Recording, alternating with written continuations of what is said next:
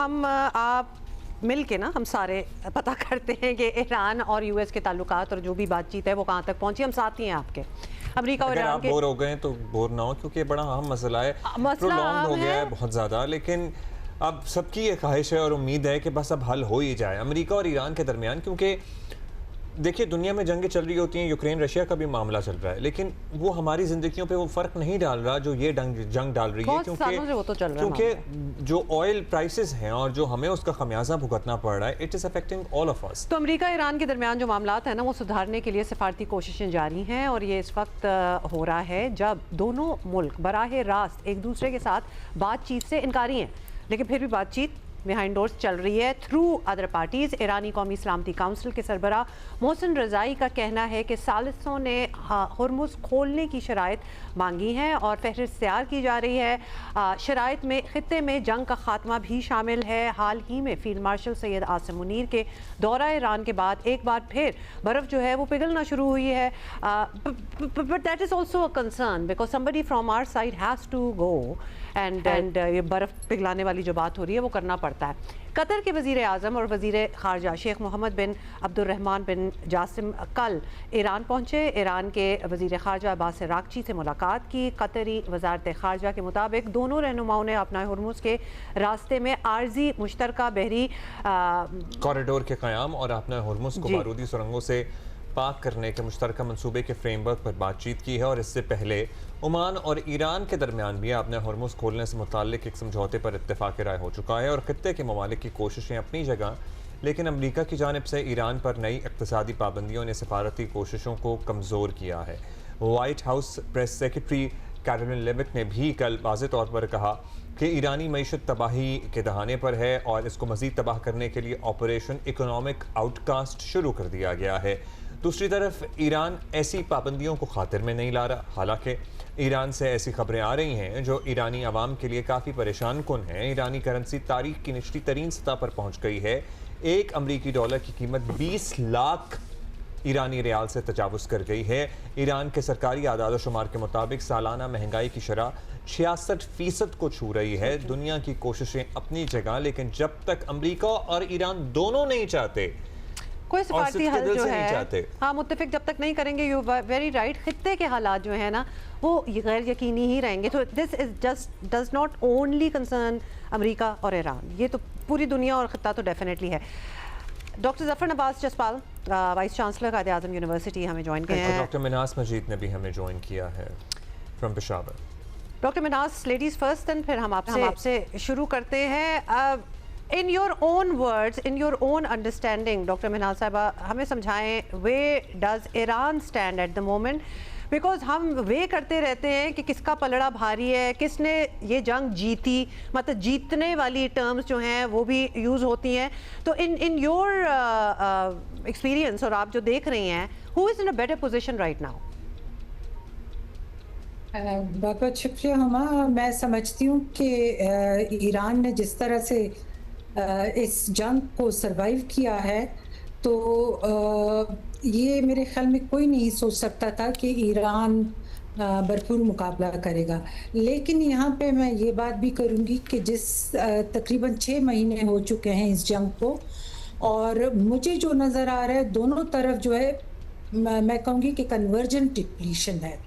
देखें, ईरान की बात हम जब करते हैं तो वहाँ पे अब तेल के जो ज़खायर हैं वो कम हो रहे हैं।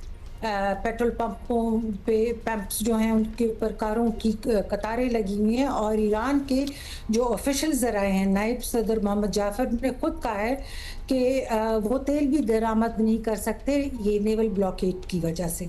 अमेरिका को अगर देख लें तो प्रेसिडेंट ट्रंप के मुख्तलिफ बयानात सामने आते हैं। वो अभी भी ये कह रहे हैं कि हम जीत रहे हैं और हम कोशिश नहीं कर रहे। ईरान जो है वो बातचीत के लिए बहुत ज़ोर दे रहा है। बातचीत हो भी रही है, लेकिन हम ये नहीं कह सकते हैं कि इसमें कौन जीत रहा है और कौन हार रहा है। दोनों फरीकैन जो हैं थक चुके हैं।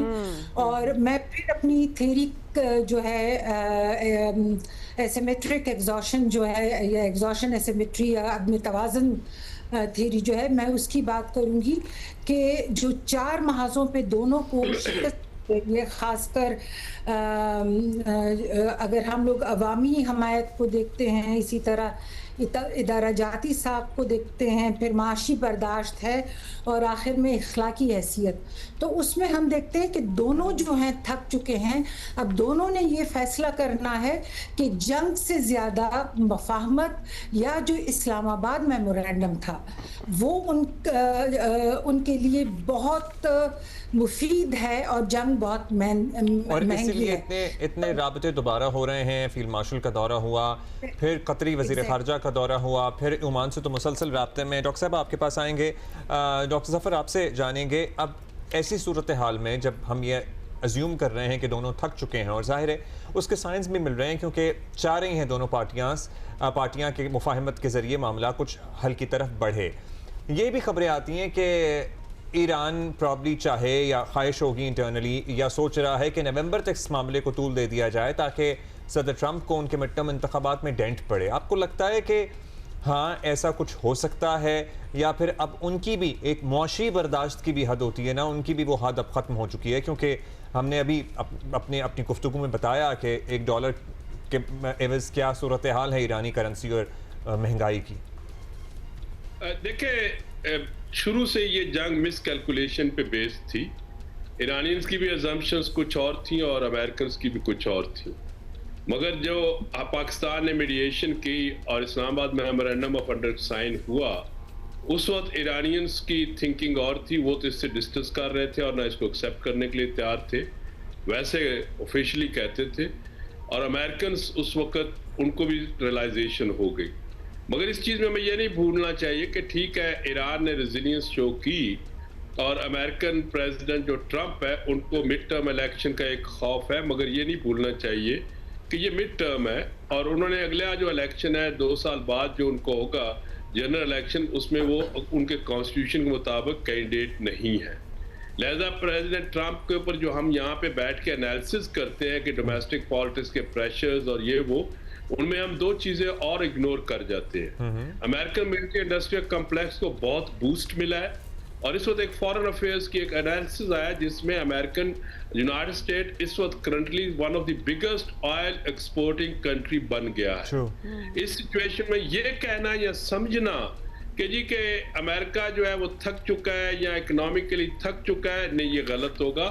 रहेगी बात डायलॉग की, तो अमेरिका ने पहले दिन से भी और ईरान ने भी पहले दिन से डायलॉग से कभी भी नहीं दोनों ने शाये किया, मगर आपने अभी टर्म्स वो स्ट्रिक्ट है। पाकिस्तान की जो मीडिएशन है उसमें अगर आप देखें तो हमने उनकी कोई चीज़ ओपन नहीं होने दी, मगर बैक चैनल ये जो जिसको आप कहते हैं कि रिटोरिक ब्रिंक्समैनशिप के साथ साथ बैक चैनल डिप्लोमेसी रही है।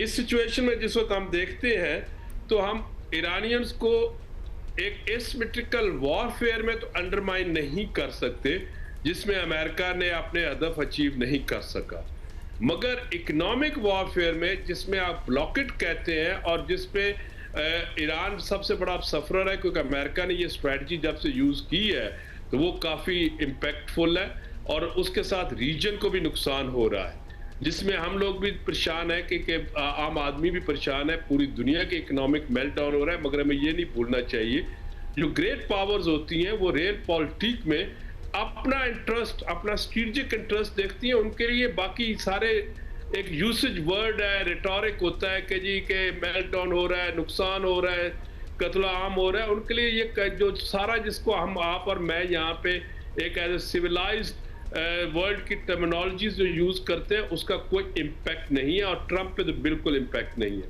लिहाजा जंग के बाद हमेशा हंगर, डिजीज, पॉवर्टी आती है, उसको अगर लीडरशिप सस्टेन कर जाए तो वो सरवाइव करती है। ईरान में वो मल्टीप्लाई हो रही है। लिहाजा इस वक्त हमें ये कहना कि ईरान के अंदर बिल्कुल आपने शुरू में बताया डॉलर की रेशियो के मुताबिक, अब हमने देखना यह है कि इस इकोनॉमिक वॉर में चाइना, रशिया और बाकी कंट्रीज किस तरफ जाती हैं, क्योंकि ट्रंप ने जो G20 की आगे समझ आ रही है उसके ऊपर सब चीजें क्लियर होगी।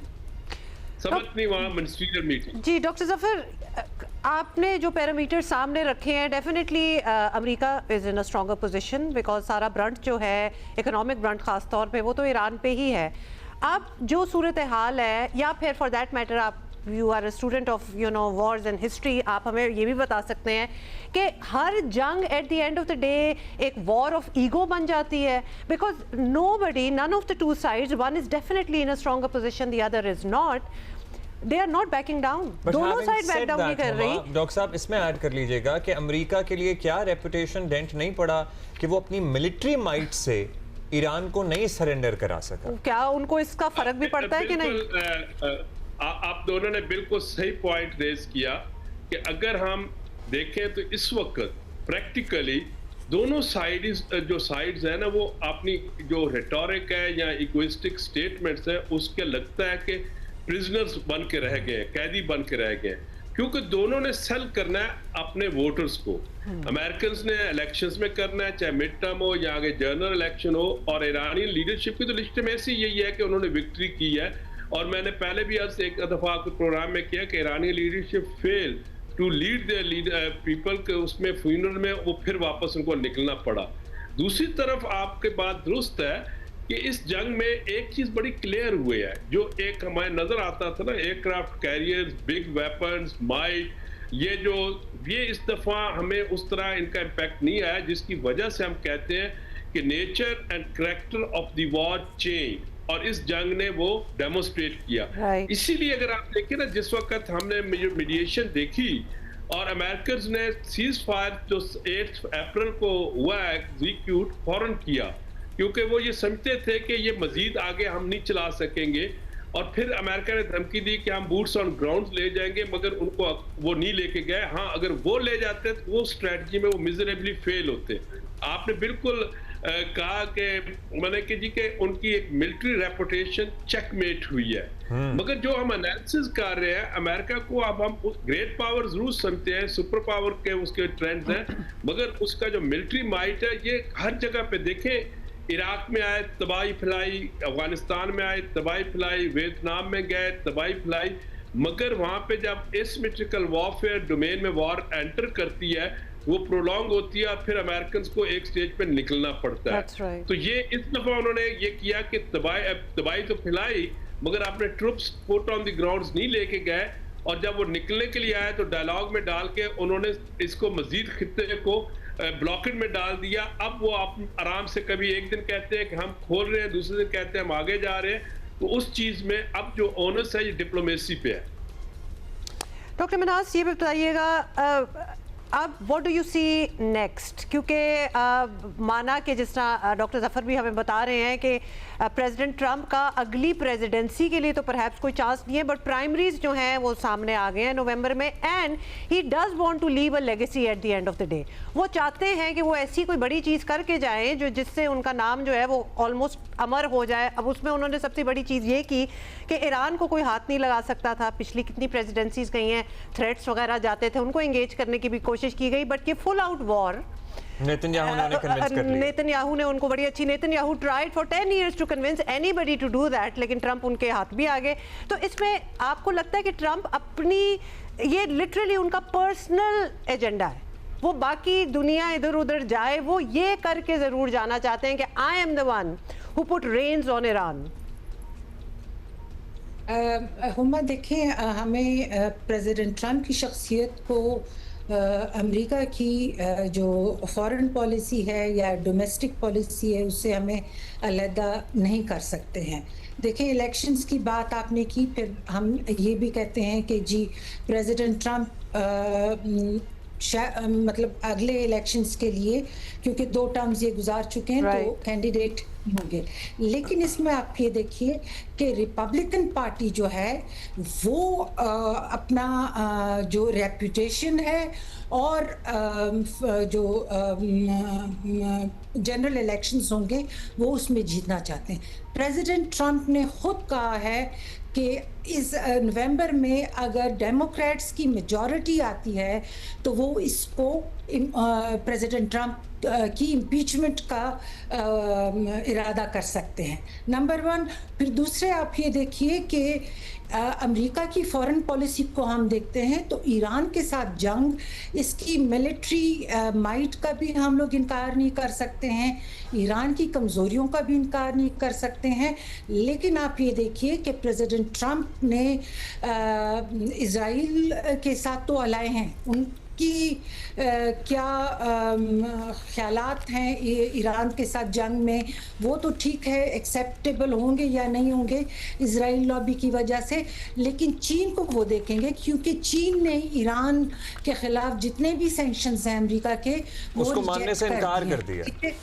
बिल्कुल। फिर रशिया को आप देखिए कि रशिया में अभी CIA के चीफ जाते हैं, क्योंकि इनके पैट्रियट मिसाइल्स जो हैं वो तकरीबन ख़त्म हो रहे हैं, उनके जो इंटरसेप्टर्स हैं वो ख़त्म हो रहे हैं, और उनको ख़तरा यही है कि नेटो के ममालिक को रशिया जो है वो अटैक कर सकता है, क्योंकि रशिया के बैलिस्टिक मिसाइल्स का मुकाबला या उसको इंटरसेप्ट करना पैट्रियट मिसाइल का वो है। सो यही वजह थी जो बाज़ ज़राए कह रहे हैं कि अमेरिका के CIA के जो हेड हैं वो रशिया अचानक इसलिए पहुंचे थे कि रशिया को मना कर सके।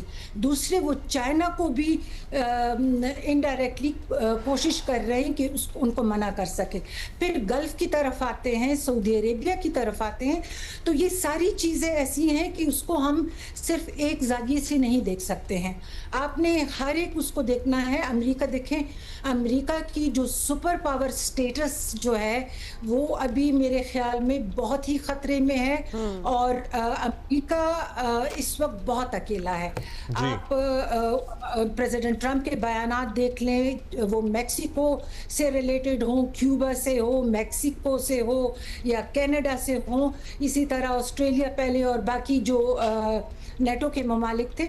सो मुझे लगता है कि इस वक्त सारे ममालिक का प्रेशर यही है प्रेसिडेंट ट्रंप के ऊपर कि वो ये जंग ख़त्म करें। प्रेसिडेंट ट्रंप की पर्सनल इमेज की बात मेरे ख्याल में सेकेंडरी हो जाती है जब अमेरिका की अपनी प्रेस्टीज की बात आती है, या डोमेस्टिक पॉलिटिक्स की बात आती है, या रिपब्लिकन्स जिस तरह से की बात आती है। जी, बहुत शुक्रिया doctor Minhas, and thank you so much doctor Zafar Jaspal. Thank you, that is all the time both of you. बहुत शुक्रिया आपका।